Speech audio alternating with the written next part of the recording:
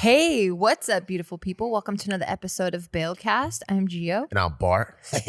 And if you can't tell, I'm cold as shit right now. Is that why you just straight up tore a piece of our carpet and put it on? I hope this is not our carpet. If your carpet looks like my coat, you need a new carpet. You know what I'm going to feel really sad for? What? The side of our bed. You know how like the best position for you to finally orgasm is when you have your legs up, right?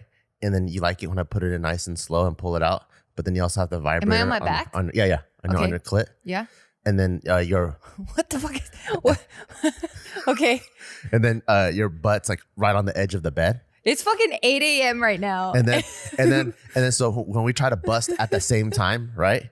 And when we Is that what we try to do? I'm just trying to bust on my own. Well, I'm trying to bust with you. Okay. And so I'm trying to hold on to dear life. Don't bust, don't bust, don't bust. And then finally when I do, and then, you know, like sometimes you could bust by going like this, or you could bust by pulling out, right? Oh. Because just any bust pulling out? Yeah, because it's really just about the stimulation, right? So this is getting, like putting it in is getting stimulated, pulling it out is getting stimulated. Wow. So sometimes you can bust by pulling it out or by pulling it in, but I'm not thinking whether I'm in or out. I'm just getting the stimulation to I need to bust, right? And the problem is sometimes it's happening as I'm pulling out, and those are the times when their jizz gets on the carpet. And since we always do that at the same spot, I'm like, is there gonna be like... There is. If we have viewers coming in with a black light, are they gonna just see like an entire crusted carpeted area? That's their fault. Like they're just going in looking for fucking trouble. But that makes me think, should we be inspecting the hotel floors? Oh, no. I can't. Why? Because it's kind of like when you go to a restaurant and you find out how the condition of their kitchen. Yeah. And then, at least for me, it fucks with my mind too hard where I'm like, I can't eat here anymore. Like, I just won't be able to eat any regular food. Oh, I see. So I don't want to know. Like, the less I know, the happier I am. Your jacket just made me think of that. Because I'm like, it looks really nice now, but if someone busted all over it, it's not going to look as nice.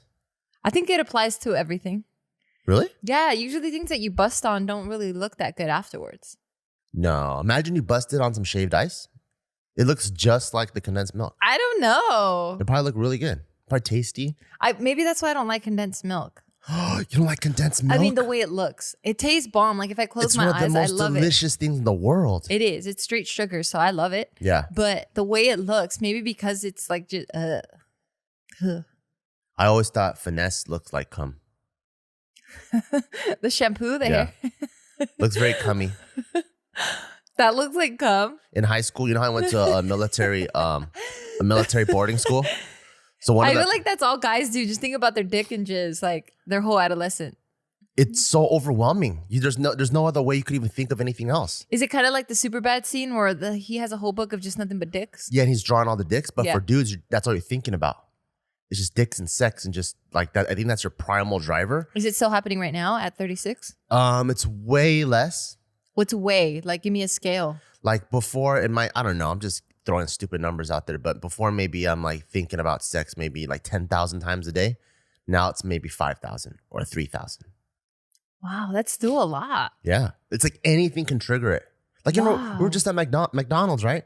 And at McDonald's, and then I put my card in and she goes, oh, can you please remove it? I'm like, oh, that's the first time I didn't think about sex. But even by thinking about that, I did think about sex at a to-go place. Because usually they go, you can pull it out now. And I'm like, Who the fuck is talking to you like that? What if I don't want to pull it out now, huh? You better fucking pull it out. Is it with me? Did I say that? Huh, baby? You better fucking pull it out. Don't even pull it in. Don't even put it in. Well, they tell you to put it in. They go, you could put it in here. I'm like, oh, you know I will. Would you I know you're not careless with your dick, but I think it's the older that we get. Yeah. Happy New Year, by the way. Happy New Year. That's how I wanted to start the podcast. But yeah, there we go. Happy New Year. But now with the wisdom that you have, would you do crazier shit with sex? Like, would you do like glory holes, or would you do like... Glory holes? Hell no. Why? I think glory holes is like a clear sign of desperacy. I mean, it sounds like a fun time. No, because I think to me, that's for like you're a truck driver or you're You like, watch too many movies. no, like you're a truck driver, or you can't get laid no matter what, and you just got to get off somehow. Like you're like borderline about to tell your best friend to jerk you off while you close your eyes and pretend like it's someone else. It's like that's That's wild. Because I think the older I get, the more particular I'm gonna be. So maybe Really? before, like let's say if I was single, right? Maybe if I was like, I don't know, 18, 19, maybe I'd be down with some 5s, right? Then you get older, like it's got to be 7s or above. Then it's got to be like 8s or above, 9s or above. And then as I get older, What phase were you in when you met me? oh, I think like 2s and above. Fuck you. No, just kidding. Yeah, so like it gets more and more particular, Yeah. right? Because I know what I want that much more now, and it takes more stimulation, just like everything else, right? Like you get like a 10-year-old Honda Civic when you're in high school, you're like, hell yeah, right? And then now, like people our age go straight to the cars that they want, maybe an Infiniti or a BMW, or like you just straight skip like the Civic, Yeah. So for you then, it's all about the appearance because you're like 2s, 5s, whatever, or you're just talking about the package. Well, it starts off there, right? It's like, because I'm a Mac user.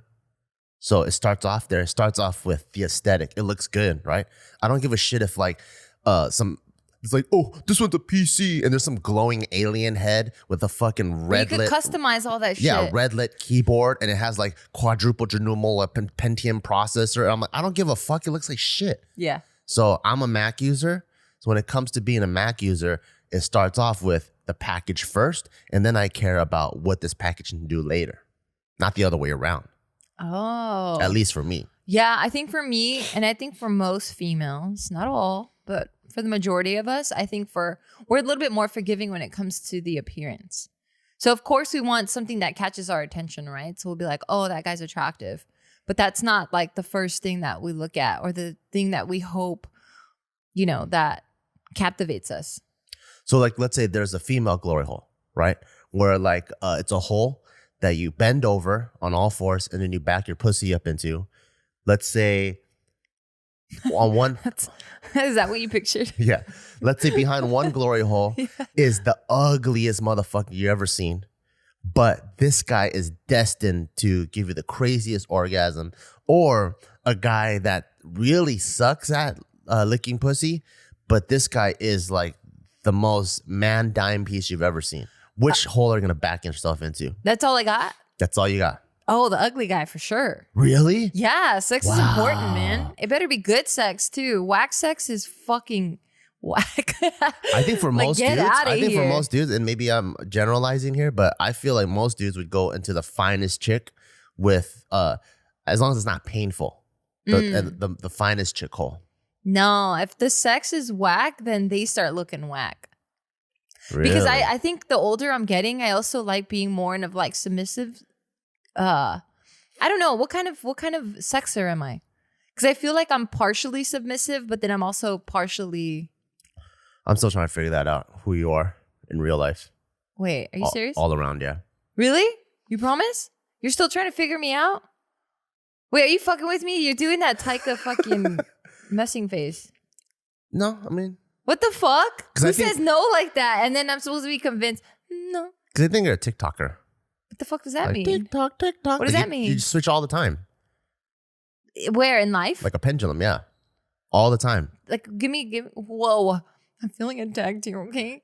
No, like Give it to sometimes you want to be like all manly, but not in the like gender, but like just like the energy. Like you want to be like this Masculine energy. Yeah. And then sometimes you want to be like, oh, take care of me and stuff. Just take care of me. When do I say take care of me? It's the energy. Oh, I see. You don't ever say I'm a man either. It's just that you just have this energy about you Yeah. that sometimes you don't look very huggable. Sometimes you look very huggable. Okay. And the same thing happens in sex too. Like sometimes you just have this a man. And it's Really? but then During like sex? but like the female version of it. Yeah, but during Not sex. as much during sex as in real life. Oh. Yeah. That's why I like real life with you way more than sex, because it's just more pleasant to be around. Wait, you like me? Wait, what? You got to put it together. I'm not going to repeat myself. So you like me more in real life than you do in sex? Mm-hmm. But That's you what I said just said. Right. I think I'm trying to calculate it here. You got to put it together. Hey, you got to do quick math. Fine, but I'm like, you don't like the masculine energy. No. But you said you like it right now. That's why I'm confused. When have I ever said I liked You it? said you like it in real life more than you like it in sex. Yeah, that's the first equation. What's the second equation? You got to add the two equations together and then you get the answer. I know. Give me the answer. Why are you trying to make me fucking do math Because I here? thought we're having a conversation. We are, but why are you trying to give me homework? It's a layer cake. It's tres leches. There's 3 different milks in here. You got to figure out what the taste is at the end. I can't do tasting for you. Hey, you look kind of nice today. Thank you, Mama. Yeah, good for you. Thank you. Kinda. Yeah, why do you look so pretty? Because we're about to go on a trip. You look so handsome. And, oh, thank you. And it's finally cold. Yeah. So I can actually wear this without sweating my fucking ass off. So you're not sweaty right now? No. But when I was moving all our luggage around in the morning, I did start feeling droplets down my spine. I'm like, fuck. Like for once, I would love to know how it feels to be one of those people that go, I don't sweat. You know those people? Me. Yeah. Me, I would I'm love those to know people. because you're one of those people. Ask me. Oh, you want to experience it I wish I firsthand. knew what it felt like. Like I Gotcha. know maybe like 10 people that go, I don't sweat. And like no matter what, like they can probably run a mile and then go sleep in bed and Is not feel that- sticky. Is that healthy? I don't know. I feel like, what is sweat? Like, I know, what's the purpose of it? It's to help us not overheat? Yeah, so help you cool down. So then that means those people don't ever get that hot. Yeah, so I'm also thinking if you don't sweat, maybe that's a super healthy thing. Maybe that means like Your body's always like running at like a, you know, like I feel like your body is a low rumble, right? Like a muscle car, where it's like, and you can like rev it high. But I feel like if I'm sweating, and this is just obviously anecdotal, it feels like I'm already like. That's what I feel like. I'm already That's funny. I'm already redlining. So I'm Yeah. like, is my body no good? Because I feel like my body is already on the verge of like redlining, and that's why it's so easy for me to sweat. Who knows, man? I could literally jump out of bed, and if I sprint to our front door, I'm on the verge. I could already feel. Where do you sweat first? Because I never see it on your forehead or on your face. My spine. That's the first, like, oh, I'm fucking hot. I could feel it there. I could feel it on my back. It starts getting really hot there. Then I can literally feel the sweat coming through the pores of my forehead. I could feel it. And then my armpits. Like after every podcast, both of my armpits are wet. I think I like, I don't know, maybe it's my anxiety or whatever, but I could be cold like this, but my armpits will be like really sweaty. Oh yeah, that's just being either anxiety or adrenaline or being nervous. Yeah. I get that a lot, all the time. Oh, you That's do? yeah. So you do. So you don't sweat anywhere but those two places, Yeah. which also makes sense because that's where our what's the word? You know the word, our communicators. Oh. You know how like our, dogs like to, pheromones. that's where our pheromones come from. Pheromones. Yeah, not F-U-R. Pheromones. How do you spell pheromones? Not F-U-R. Good. How do you spell it? P-H-E-R-O. Is it really? Yeah, pheromones. What the fuck? The English language is so goddamn confusing. Like, just trying to spell anything all the time, I'm always like, wait, how do you spell that? It's like, I don't want to memorize all kinds of shit. Yeah, all the rules, like, they go against each other all the time. Dude, my mind was blown when I figured out that all languages have like a syllable next to them. Or not all of them, but like syllable. Like so I say like, Right. L-I, Right. the U-M. There's Okay. always a syllable next to it. Like Korean's kind of like that too. What do you mean syllable next to it? What is it? Not a fuck. My brain is not working this early, but What's new? Hey. A vowel. That's what I meant to say. Jesus. Wow. A vowel. It has a vowel. Like Spanish has all of that. Yeah. Like every single word has a vowel next to it. Yeah. The English language too, right? Technically, Technically, I'm just gonna guess. if that works. I'm gonna guess because I literally know everything in the world. I think all languages have vowels that connects the consonants, and you have to. Oh. Yeah. Well, yeah. Well, this is Because like you can't just be like, unless there's a language that's literally like, kind of Maybe. sounds like the everything. native Mexican language. Native? You know how they're like Tenochtitlan.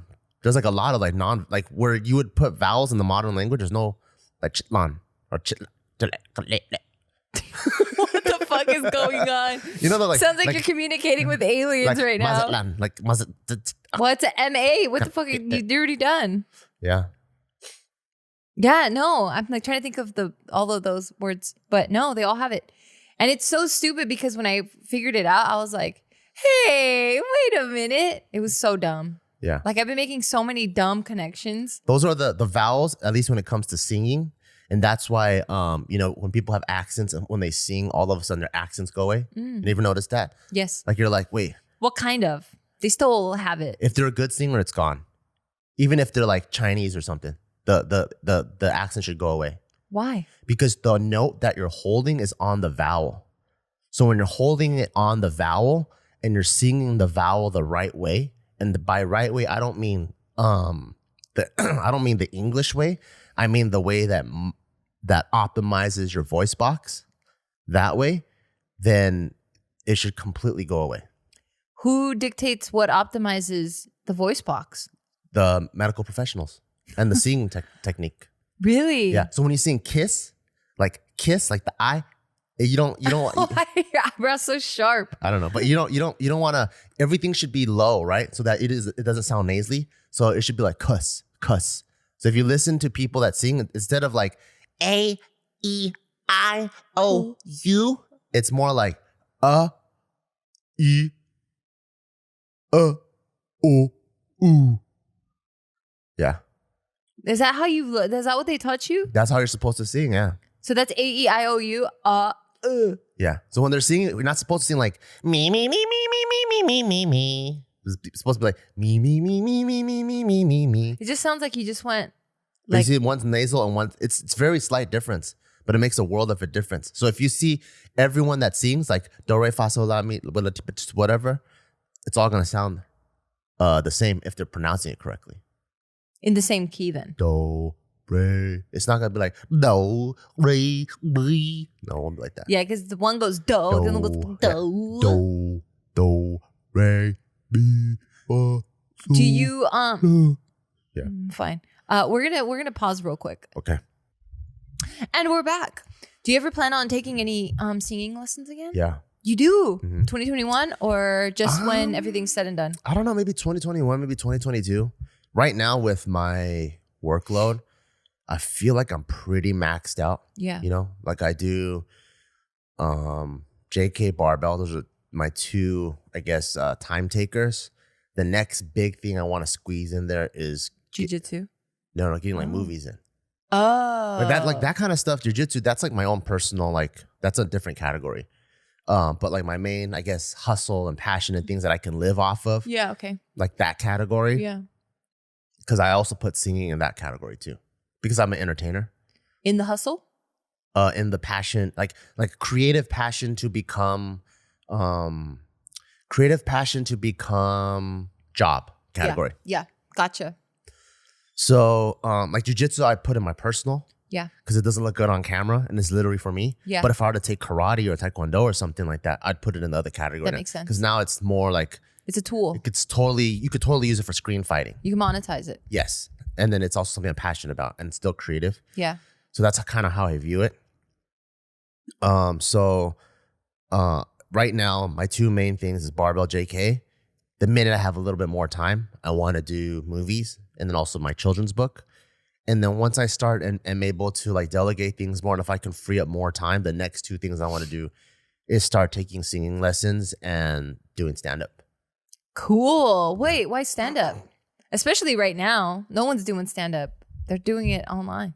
Well, when I'm thinking about goals, I'm not thinking about context or circumstance or the how. I just think about what I want to do. Gotcha. So that's how I think about things. And then once I figure out what I want to do, what the end goal is, then I look at the landscape in front of me and then I figure out how to navigate. But I first think about what my destination is. And so I want to do stand-up because I think across all platforms, something that comes, something I'm very passionate about is storytelling. And I think telling my unique story in a way that relates to a lot of people and helps other people kind of like laugh away the same type of Upbringing or pain Yeah. or even just enjoying happiness together. that's what I love about stand-up and storytelling. And I think stories can be told in so many different formats. But what I love about stand-up, it's just me, my microphone, my audience, and That's it's just scary. and it's just very direct connection. But I don't have, because sometimes I'll try to tell a story, but like on JK News, for example, right? Super awesome improv show. We it's like almost like a freestyle cipher, but it's almost impossible to get your thought out from A to Z. Yeah. You know, Yeah. I might start something It's then a tangent. and I want to get somewhere, but like Joe throws something in and it already makes a left turn. Steve throws something, makes a right turn. And by that time, I can't stick to my guns. Because if I do, then I ruin the show. You can feel someone try to hijack the conversation. So I'm already on the next thing that Steve's trying to say or you're trying to say, you know? Yeah, that's the first rule of like improv, right? Like you're yes-anding everything. So yeah, you can't really tell a story if you're improving. Yeah, because you could literally be like I can literally be telling about how my mom just died. And then if you say, oh, did you see that blue ball? I'll be like, oh, my mom just died right now. It sucks so bad. Say, did you see the blue ball? Did you see the blue ball? What blue ball? You know, I immediately have to jump on that. That's what an improv show is. So I have to immediately throw that my mom just died out the window, you know? Yeah. And then so like with stand-up, I think what's cool about it is like, at least the couple times that I've done it, when you're doing it, you can literally, like, you know the tools of comedy and how to get a laugh and how to like work the crowd, right? But as you're getting your point out, you can almost feel the energy of the crowd, and then you can like make your own left turn or make your own right turn. And then you could put that idea on a shelf, and then you know that it's there. And then later you talk about another point, and then later you do your own callback and makes it like super funny because you just set up your own alley-oop.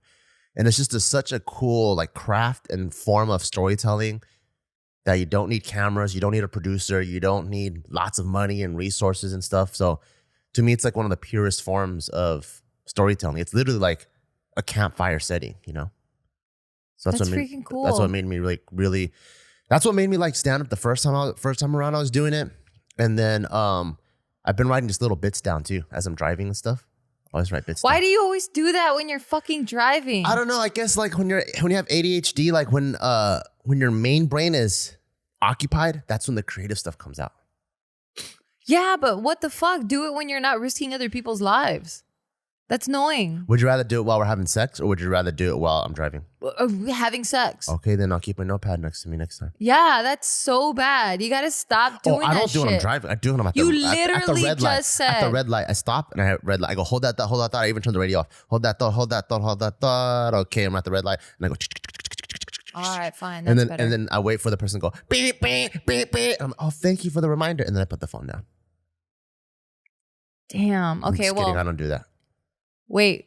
Which one don't you do? Because the driving, you do it at the red light? I do it at a red light, but I don't wait for them to beep, beep, oh, beep me. Fine. Yeah. Because I'm literally texting like this. So I can see the green light happen. Okay, good. That's on my phone. Because I was about to kick your ass. No, that's good. That's dope. I don't think I could ever do stand-up. Why?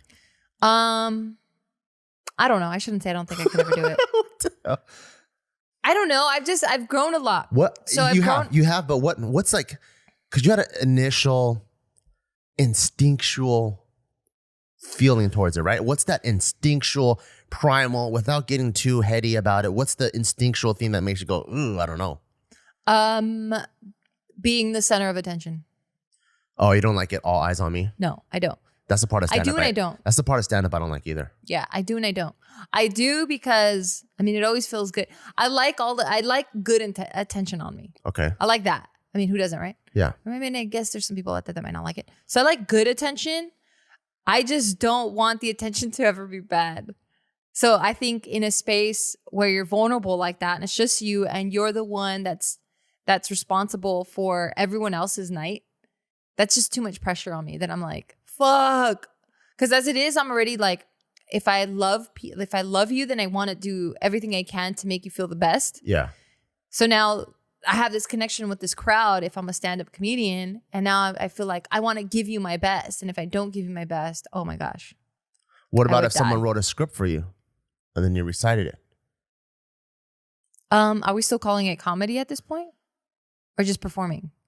Because if I'm performing, I could do it. So yeah, what's the difference? Is stand-up comedy the one thing that's like I don't want to do it, or just Maybe performance? it is. Maybe it's daunting for me because I understand the process because I saw you go through it, right? But I think the daunting part for me is just being vulnerable with the jokes. Like you might just be cringy, so now it's all you know? It's tough, yeah. Yeah, so I think that part would be the negative attention that I don't want. Yeah. But I know it helps you grow. That's so the part of performing, I don't comedy. mind. Yeah, that's the part of comedy that's so tough when you do stand up. I mean, even in JK News, right? Like sometimes, like the best jokes. But it's different on JK News because you have like 5 other people making it funnier or clowning you. So like the attention gets off of you real quick. Yeah, but then now it's your responsibility to do that to yourself if you do it good. That's the hard part. And that's when the masterful comedian comes in, you know? That's why fucking Chappelle's the shit. Cause like he's able to just sit there and like he's just talking you through his thought process. But I think because he's so seasoned, he's making you laugh the whole way through. He's also a genius.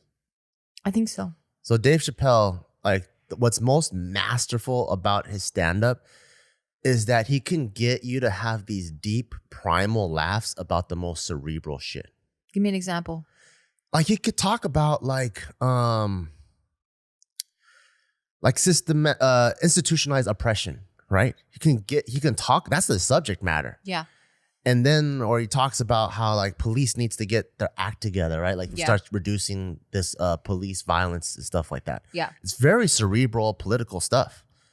And usually it's hard to get like a type of laugh as if someone gets kicked in the nuts, you know? Because getting kicked in the nuts is a very primal laugh. But he's able to somehow connect the two. Yeah. Like even his one bit where, oh man, I can't even redo his bits, but like he was talking about LGBTQ, right, in the car? And then it was like each person was a letter. Do you remember that stand-up? Mm-mm. Oh, but it was just like, yeah, that's like a touchy subject, and he was able to relate it back to just friends in a car. So like his ability to tie those two things or take a subject matter that's very heady and then make it where it's extremely relatable. Because to get that deep laugh, it has to be relatable. Right. So people that usually get those deep laughs are like Gabriel Iglesias, George Lopez, Kevin Hart. They can get those deep laughs, right?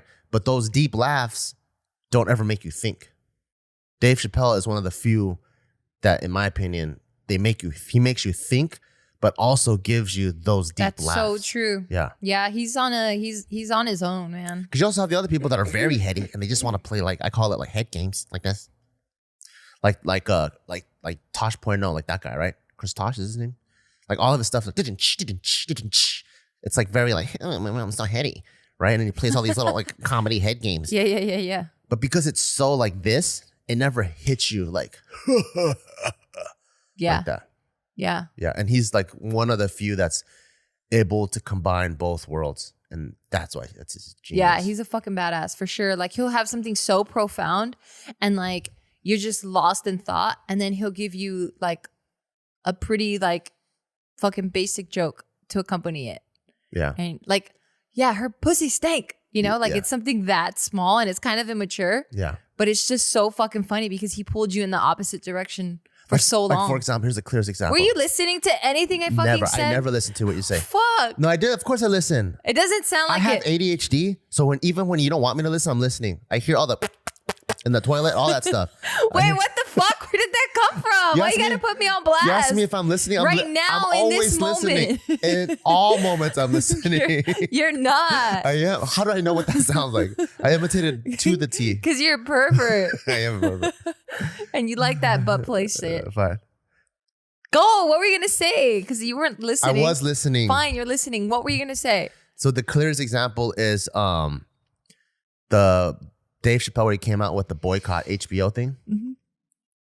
So I could be completely messing up the what is it called? Order? The order of events. But this is how I took it, and I think this is how he made the magic happen. So he first talks about how when he was a kid, right, he got bullied. Right? And then so he was pretty much saying how like someone pretty much bullied him, and it was like the most frightening thing in the world because he was like, oh shit, my life could end in another man's. It's in control by another man. in someone else's hands. That's freaking crazy, right? He tells that whole story. And Is then, it the one where they're playing cards? Yeah. The card? Okay, got it. So you get that feeling. He puts that feeling on a shelf, right? Then later so you think he's over with it. So it kind of is like act 2 now is him talking about going up through Hollywood and all that stuff, and then all these contracts and stuff. And then big hit show, laugh, jokes. He put jokes all between it. You forgot what he put on the shelf. Then he gets to the point where now the show's done, but HBO has his likeness and everything in perpetuity. He can use his stuff no matter what. And once again, he's faced with the exact same feeling that he had when he was bullying. You know, that's genius. Like how he hit you with something that everyone can relate to, what everyone feels when they're not in control, they're vulnerable, they're not safe.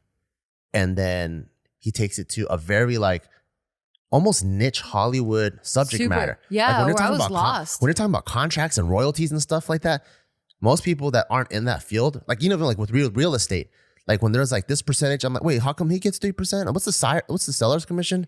You know, it's very, very like inside whatever. And I don't understand.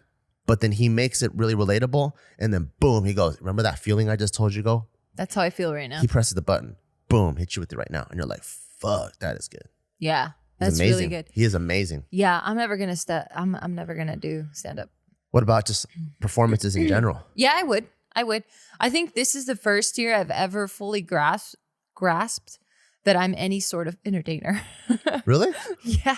You don't think you're an entertainer? No, I think this is the first year I've ever like fully been like, oh shit, I think I'm an entertainer.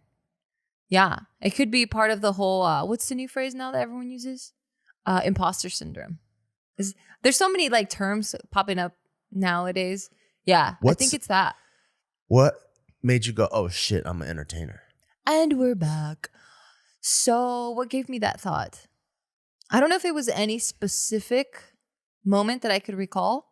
I just think it was a series of things that were happening to me, not bad or anything, in 2020 that when I really tried to, I know what's happening. So I'm doing constant self-work, right?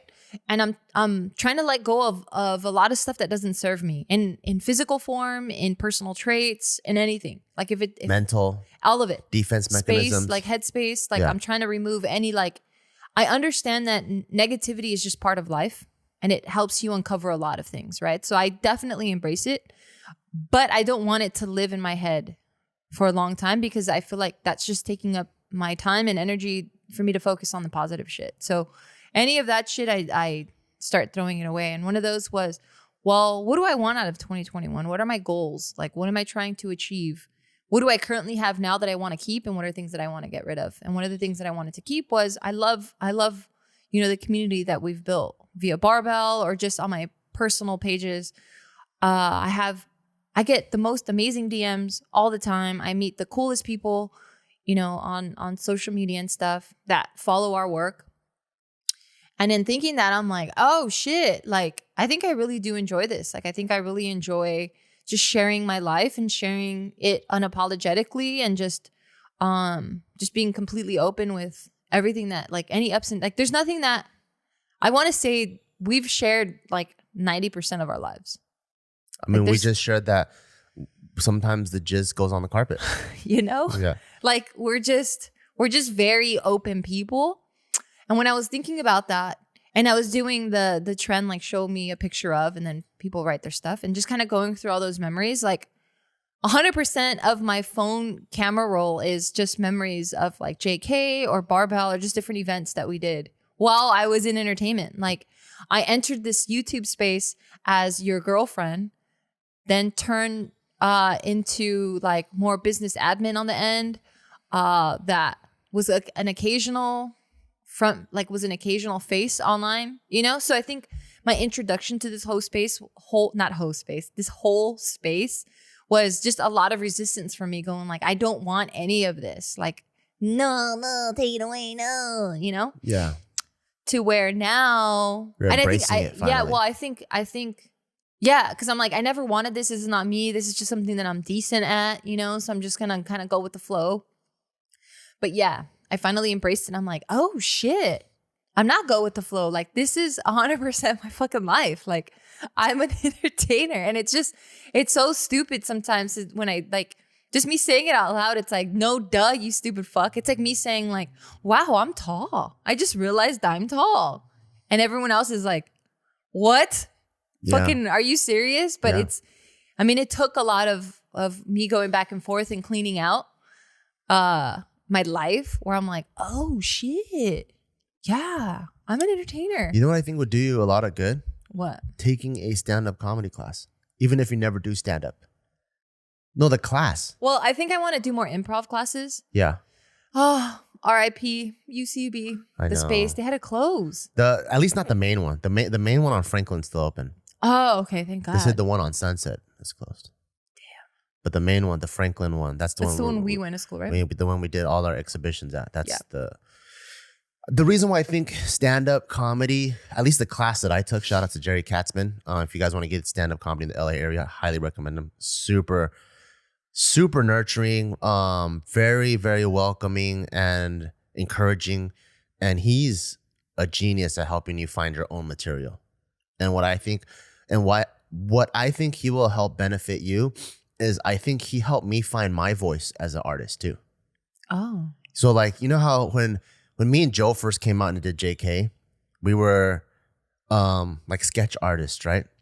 It's very easy for us to play different. Y'all were SNL. Yeah, different characters, guys, girls, old, young, different ethnic groups, animals, character types. Like we could play. It was so comfortable for us, and we could become that, right? Then when it came to vlogging, all of a sudden, like me and Joe would just freeze up. Like when it was just bare bones Bart or bare bones Joe, we would freeze up because we didn't know like how to be vulnerable or like what are our qualities that we want to share with the world. But when we're looking at it from an observational point of view, I'm like, oh, cool, old Asian man.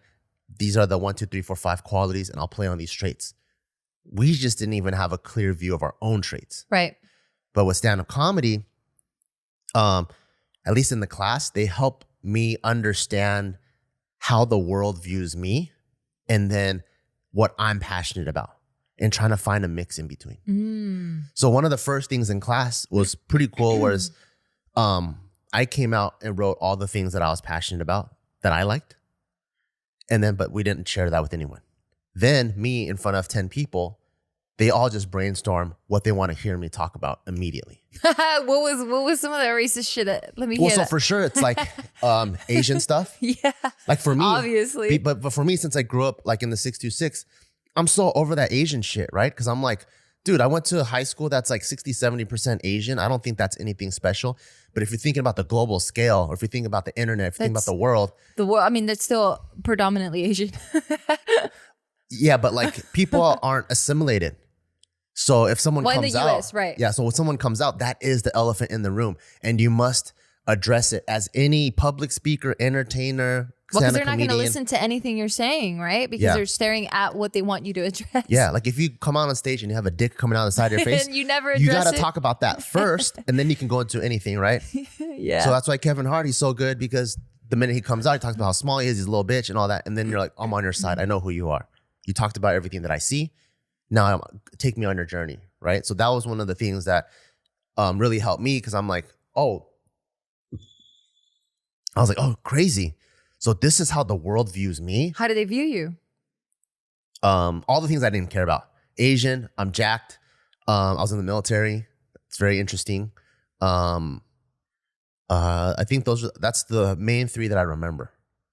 So my comedy teacher was like, you need to talk about these 3 things immediately before you start talking about how you grew up in a predominantly Hispanic neighborhood. Because that's going to throw everyone off. Yeah, they're going to be like, huh? Yeah. Because like one of my opening jokes was like about El Mani and stuff like that. And then they're like, wait, hold on a second. Like, if you're an Asian guy with a cowboy hat, hello, y'all.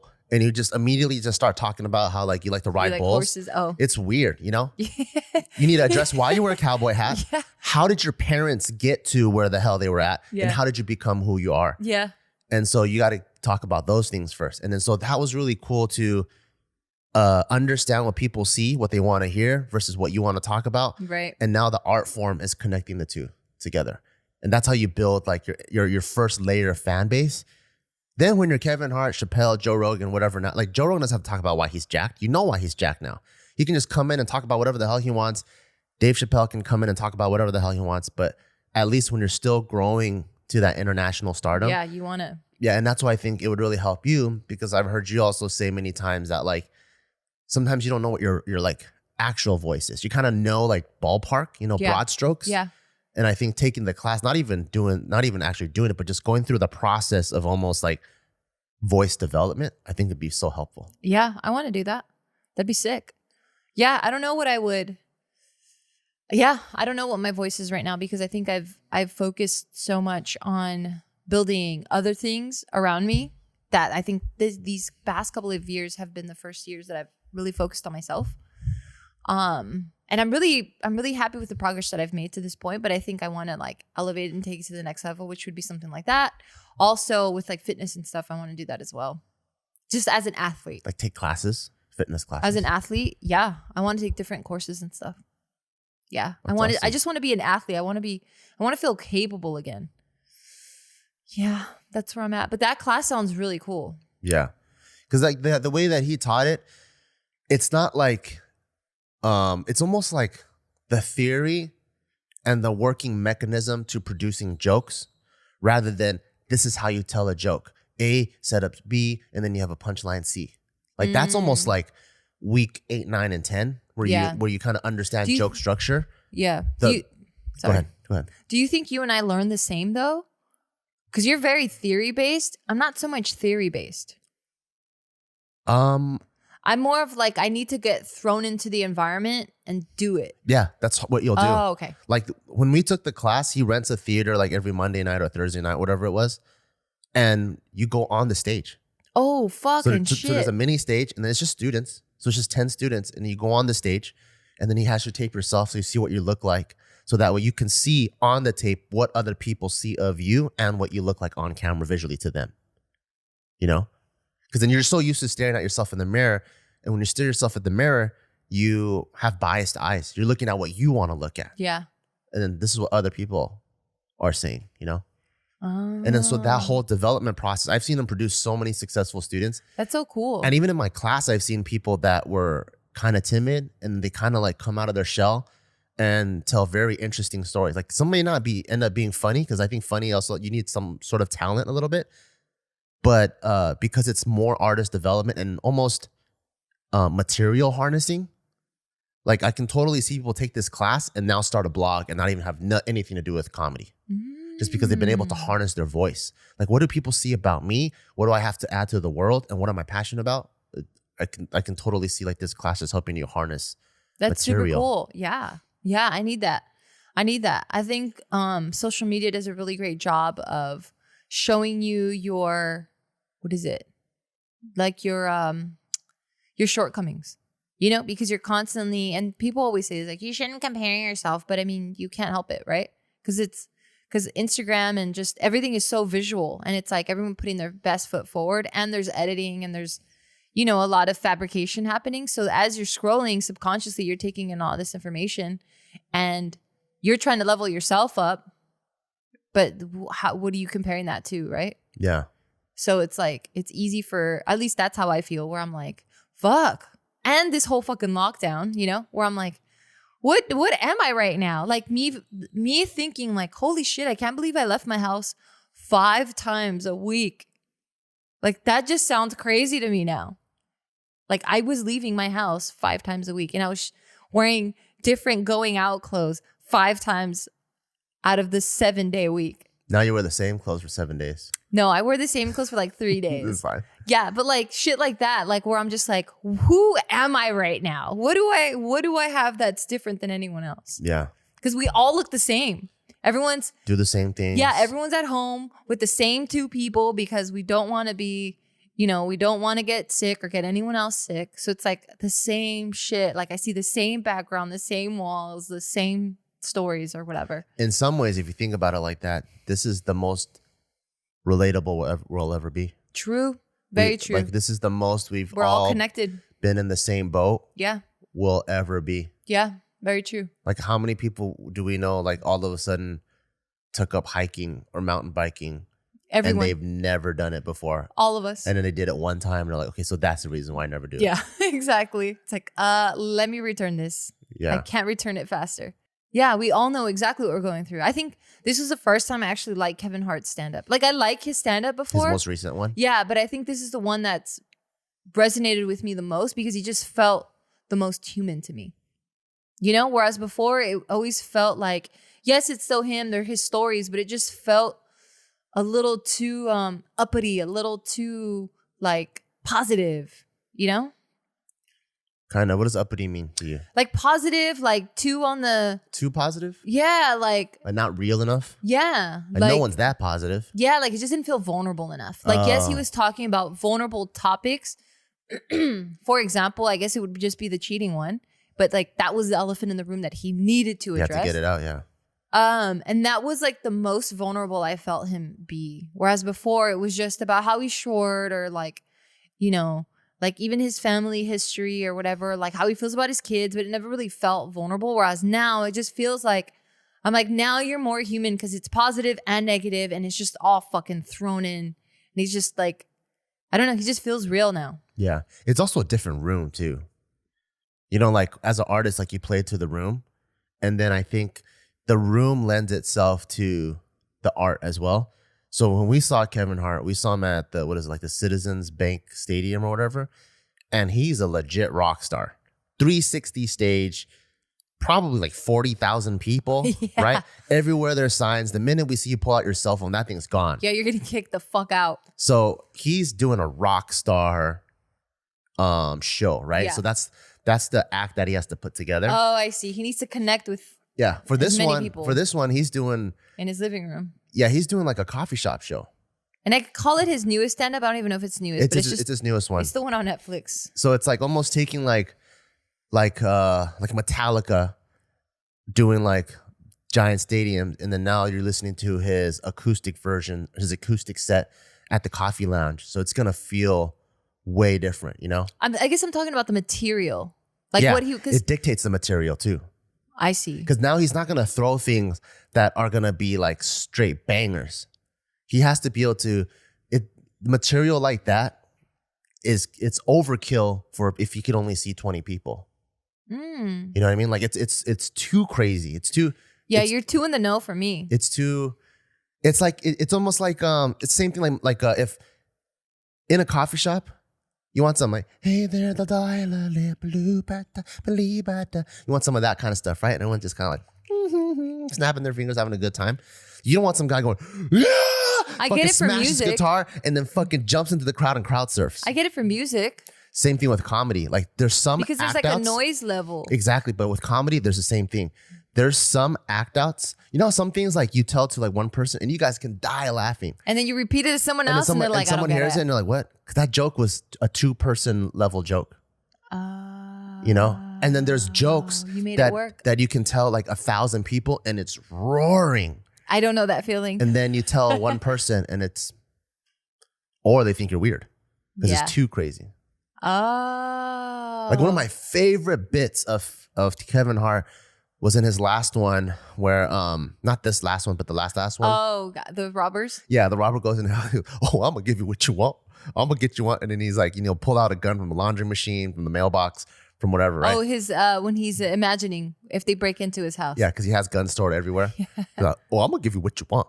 And that joke would not fly with 10 people. Yeah. You're like, this guy's fucking weird. Yeah. You need the low-key, vulnerable stuff to like, so he's playing to the room. Wow. I never even thought about it like that. I was just like, what are you talking about? A joke is a joke.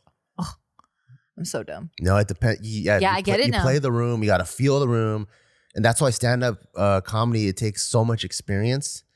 Because even like, when I used to do stand-up, I have 8 o'clock slots, 10 o'clock slots. When people have alcohol in their system, they laugh at different things. Same crowd. Then you have like different ethnicities, different backgrounds.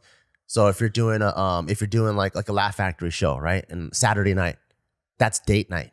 That means people from all over the world, you got to tell very broad comedy jokes for it to hit. Then these, when you're a comedian, because I know you're trying to work on your set. So then are you picking your time and your location depending on what type of crowd it attracts? if you're working on a set? So if you have that clout, that juice, you can do that. Kevin Hart can go anywhere he wants, anytime, jump in, and anyone will take him. When it was me, it was whatever slot was. Yeah, there's times I was booked for 7, I go on stage at 11. Yeah. I remember that. That's when Ben Baller. Yeah, shout out to Ben Baller. He came out to support. And he came at 7 and you didn't go up till 11. And I kept going backstage and saying, I'm so sorry. And but that's the experience that makes you a good comedian, because things like that happen.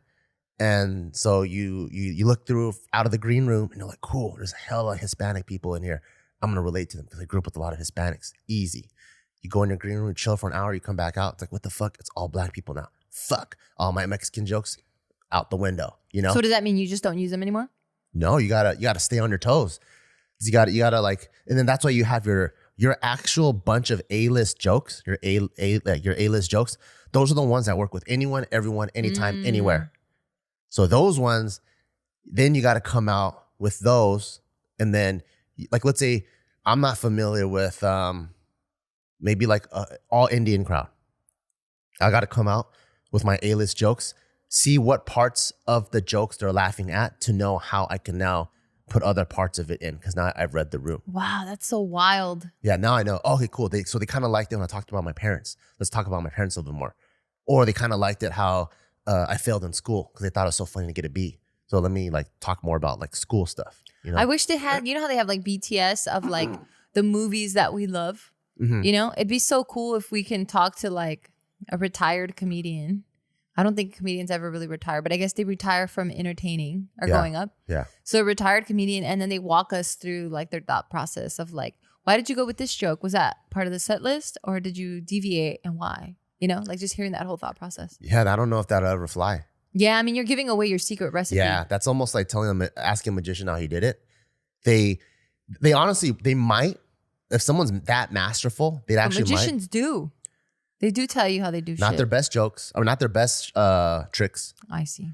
Someone like Joe Rogan, I feel like he's so vulnerable, he actually might tell you, because he's just on this like wavelength, like, once I tell you, I've become that much better. That's what it feels like from him. Yeah.